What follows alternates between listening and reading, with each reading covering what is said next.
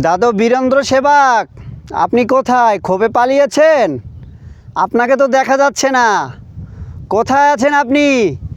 হদে ঢুকেছেন? হদ থেকে বের হন। আপনি না সাকিবকে নিয়ে মন্তব্য করেছিলেন?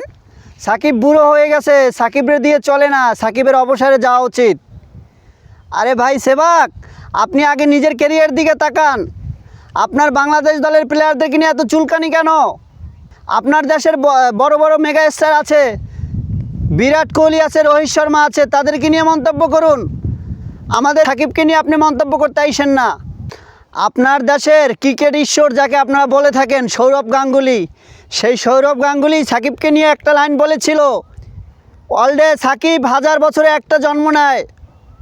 সেই সাকিব হচ্ছে আমাদের সাকিব। আপনার দেশে এরকম একটা সাকিব জন্মায় না বলেই আপনি সাকিবকে নিয়ে এমন মন্তব্য করতে পারেন। এরকম দুঃসাহস আপনি আর দেখাতে আইসেন না।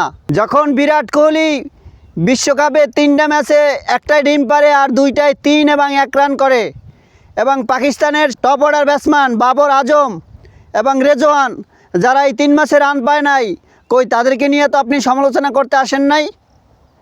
বাইরে আপনি যতই সমালোচনা করেন, আমাদের সাকিবের কনফিডেন্সে আপনি দুর্বলতা আনতে পারবেন না। একটা সাকিব যিনি হচ্ছে প্রত্যেকটা সমালোচকদের প্রশ্নের উত্তর তার পারফরমেন্স দিয়েই দিয়ে থাকে, প্রত্যেকটা সমালোচকের মুখে কুলুপ মেরে দেয় তার পারফরমেন্স দিয়ে। সুতরাং কথা বলার আগে ভেবেচিন্তে বলবেন।